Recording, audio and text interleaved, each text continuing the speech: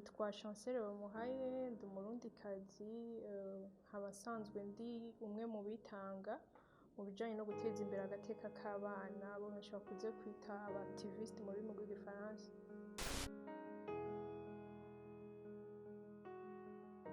Ingene rero nabitanguye, naraciye muri programme ya enfant journaliste ya UNICEF Burundi. Novuga yuko ariho umutima hanini woba waravuye kuko ico gihe twaraja ku terrain nkuko mwebwe abanyamakuru musanzwe mukora mukabona ingorane. Ico gihe twe twarabona ingorane abana b'u Burundi bafise, nyambari mu bijanye no kuja kw'ishuri, mu bijanye n'amagara, mu bijanye amakote yose, que ça soit abana bo mw'ibarabara, abana b'abatwa, abana b'abanyamwema. Donc ingorane zose abana b'abarundi nyinshi zikunda kubashikira twarazibona, tukagerageza. Ico gihe ico twakora twabicisha ku nyambara ibiganiro twakora twarabicisha ku ma radio, nyambara ama reportage, ama video twakora twayacisha ku ma réseaux sociaux, nyambara ama article twandika tukabikora, ariko nta kintu kigaragara twaca dukora. Nyambara umwana duhuye avuye ku ishuri kubera adafisikaye bamwirukanye, nta kintu twakora kugira dutorere umuti ico kibazo. Rero kuva ico gihe iyo programme nayibayemwo kuva mu mwaka wa 2012 gushika mu mwaka wa 2015. Donc nuko twakora, ariko ico gihe cose je nibaza ati ni igiki nokora kugira ntorere umuti ivyo ngorane mbona. Ego nabonye umwana birukanye ku ishuri ko adafisikaye, ko adafise ikaramu, none nakoze iki kiretse kubivuga kuri radio, kiretse kugira nk'ibi biganiro muri ko muragira? Ni igiki umuntu yoshobora guterera kindi kugira atorere umuti ico kibazo yabonye? Rero mu mwaka wa 2016 niho nagize amahirwe yo kuronka formation y'ukungene twokoresha ubuhinga ngurukana bumenyi mu guhindura ikibano caho tubaye. Rero niho naciye ntangura kwiyumvira ati mbega ba bantu bankurikirana ku buhinga ngurukana bumenyi ni gute nobakwega, nobazana tugaterera mu guhindura ubuzima bw'abana bamwe bamwe mu gihugu cacu c'u Burundi. Rero novuga yuko mu mwaka wa 2017 niho natanguye n'igikorwa ca mbere. Yego,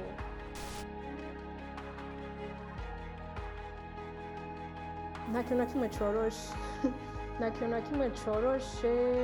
Donc sinovuga ngo byaranyoroheye kuko ndibuka yuko abantu bose nagerageje kwegera canke nsaba impanuro ico gihe bambwira ati ivyo ntibishoboka, raba banaka babigerageje ubu barahunze, benshi barabihevye, wowe ntavyo uzoshobora. Ariko ndabigerageza, no musi rero aho ngeze novuga ko bishoboka.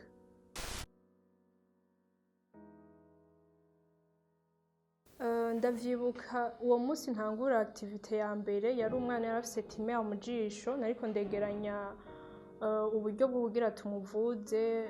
Hanyuma yaragiye kwivuza mu Rwanda, aragaruka yakize ameze neza, bariga ameze nk'abandi bana bose.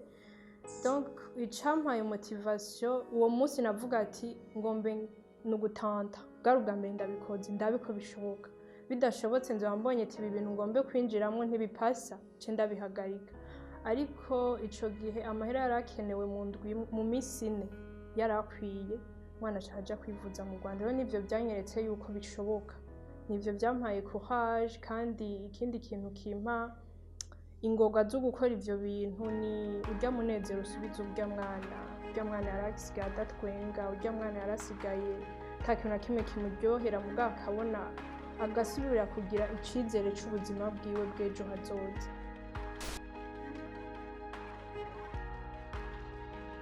Nakuze nk'abandi bana bose,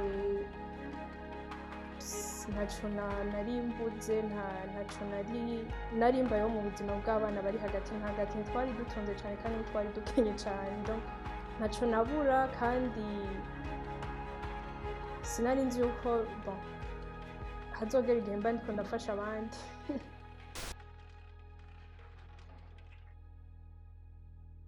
Nini cane kuko naho ntavuze en détail ivyo nkora. Nkora mu mantuza abiri, mu mabranche abiri. Imwe ni education, ibijanye no kwiga kw'abana, ikindi naco ni santé, kuvuza bene abo bana usanga bava mu miryango ikenye, ugasanga bagwaye ibigwara tutamenyereye ngaha mu Burundi. Abavyeyi babo ntibazi aho bododora, ntibazi aho bokwitura canke aho bosaba ubufasha, nibo mfasha. Hama mu bijanye na education, kuja kw'ishuri, mfasha bene barya bana usanga bava mu miryango ikenye, ugasanga abavyeyi babo ntibashobora kubagurira ibikoresho vy'ishuri, ntibashobora kubakora iki canke kiriya ku bijanye no kuja kw'ishuri. Rero ndabageragereza nkabarondera ibikoresho vy'ishuri, hama nkabagirira suivi. Rero warumbaje ati uno musi kuva utangura gushika uno musi aho ugeze urahishimiye cane gose. Hari abana barenga 4 maze kuvuza bari bagwaye ibigwara bitandukanye, nk'uko abakunze kunkurikirana ku ma réseaux sociaux barabibonye. Hama uno musi mfise abana barenga amajana 219 ndiko ndafasha bo muri site y'abatwa. Iyo site nkiyimenya nasanze ata mwana n'umwe ari igishuri ngo aheze, ariko uno musi ndafise abana bari kw'ishuri, abana 152 uno mwaka nibo bazoba bari muri primaire, abandi nabo bari muri maternelle, abandi nabo ntibaraja kw'ishuri. Rero urumva kumva uno mwaka, kuko abo bana n'abana kubera ubukene canke izindi ngorane usanga bafise mu miryango, ni gake bashobora guheza umwaka w'ishuri ngo baheze badahevye canke ngo babicirize hagati. Mugu uno mwaka nta mwana n'umwe mubo twahaye ibikoresho vy'ishuri mu mwaka uheze yahevye ishuri. Urumva ni intambwe ishimishije. Mu vuba cane tuzotangura kubagaburira muri iyo site bamwe abo bana babamwe y'abatwa, tubagaburire. Donc novuga yuko aho ngeze polo muma n'ahantu hashimishije kumva hariho abana 50 canke 100 bazi yuko ari wewe utegerezwa kubaha ikaye, ko ari wewe utegerezwa kubamenya iki na kiriya kijanye n'ishuri. Si bito.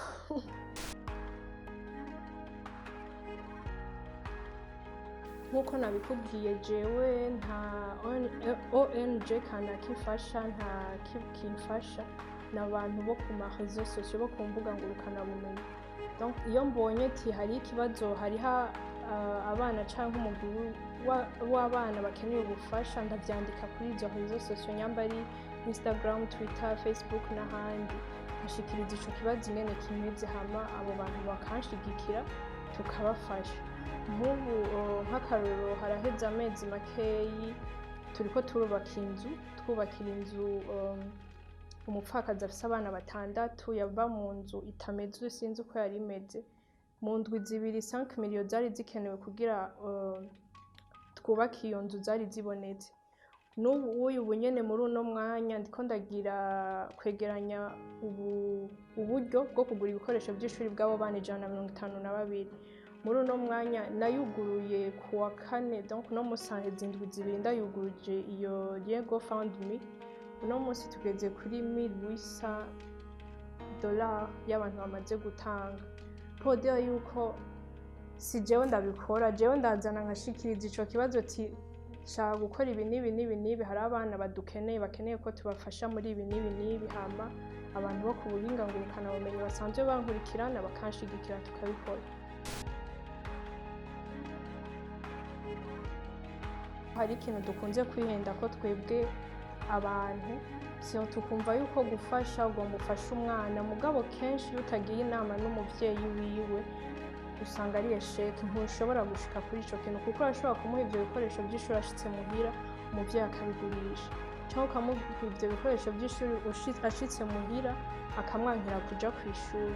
Rero ikintu nyamukuru nahereyeko nico kuja inama n'abavyeyi. Nk'ubu nakubwiye uwo mugambi wo kugaburira abo bana ndiko ndawukorana hanini n'abavyeyi, kuko je nararondeye uburyo bwo gukotesha ikibanza co kurima, ndarondera imbuto, muga amaboko n'abavyeyi. Abavyeyi nibo baza bakarima kugira turonke ukungene tuzogaburira abo bana. Rero hatabaye uko gufashanya nyene, iyo mvuga nk'akarorero ati reka ndabizane nabiguze ivyo biharage n'ubugari n'umuceri n'ibiki, ntibari kuvyitaho. Mugo ko bazi yuko ari byo babiriye akuya, bizogaburirwa abo bana babiriye akuya, bazobibungabunga, bazovyitaho, bazobizigama. Rero nariko ndagaruka yuko hanini no kubanza kuja inama n'umuvyeyi. Ntushobora gufasha umwana umuvyeyi umwigije kure, ntibishoboka.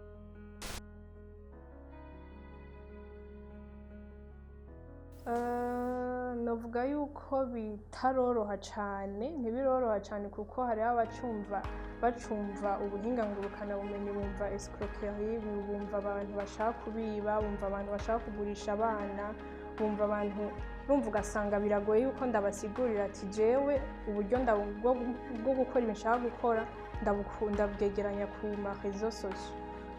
Noguha n'akarorero, hariho komine mperuka kujamwo, umusitanteri waho ntivyakunda ko twumvikana neza kuko yavuga ati uja kutudandariza abana, uja kwerekana yuko tudakora ku buhinga ngurukana bumenyi, twebwe yuko ataco turiko turakora. Urumva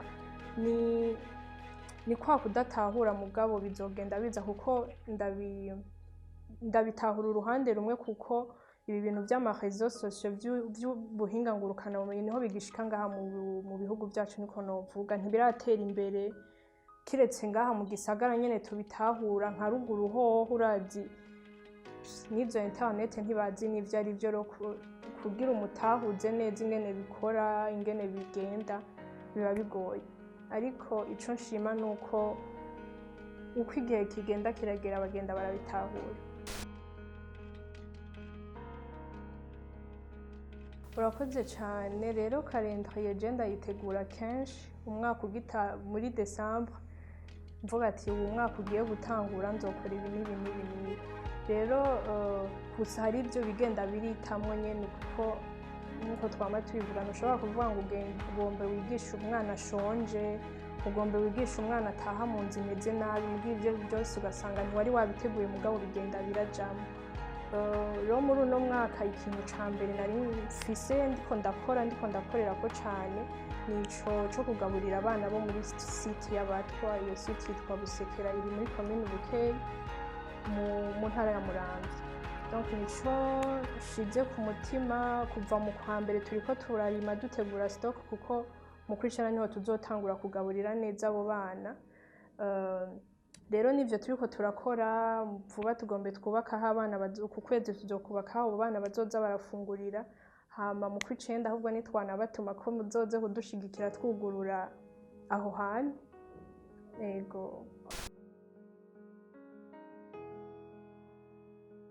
muri uno mwanya sinovuga ngo hari ivyo ndiko ndategura kiretse ivyo nyene, ni ivyo ndiko ndakora. Tetre ibindi navyo, kuko nkuko natanguye bino bikorwa, ko ari nka kumwe ushobora guhura n'umwana wo mwibarabara canke ukavuga ati reka ndamugaburire. Mugubu uno munsi bigeze yaho ntegura umugambi ukomeye nk'uwo kugaburira abana 200. Sigura yuko ejo canke hirya ejo nawe birashobora kusanga ndi organisation, birashobora kusanga ndi ikindi kintu cagutse gusumba. Mugo sinobitangaza muri uno mwanya kuko ntibirashika, ntibiraba. Umwana azokura abe umuntu akuze, gusa muri uwo mwanya ni umwana aryoherwa, kuko umwana niyaryoherwa ejo canke hirya y'ejo hiwe naho nazoba aryohewe.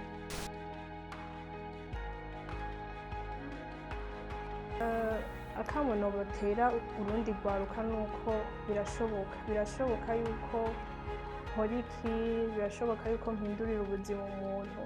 Ntiwumve yuko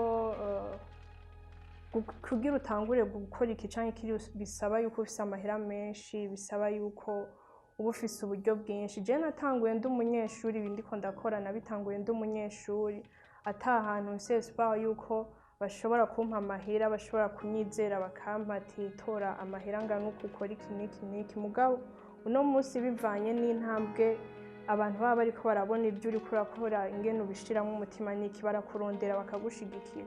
Rero irya ndoto yawe ufise yikure mu vyiyumviro, yikure ndazi, utangure kuyishira mu bikorwa, ibindi bizokurikira.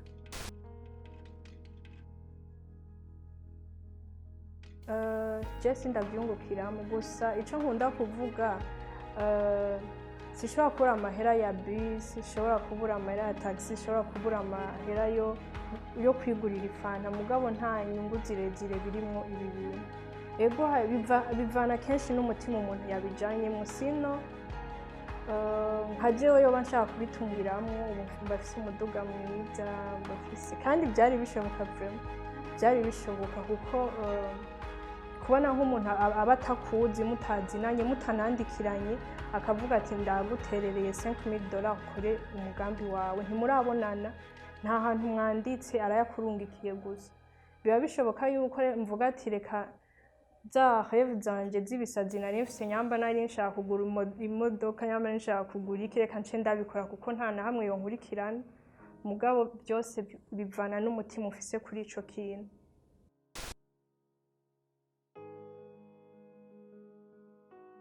Imbuga ngurukana bumenyi zanje zose yaba Instagram, Facebook, Twitter ni Chancelle Bamuhaye hose wanditse Chancelle Bamuhaye ucumbona.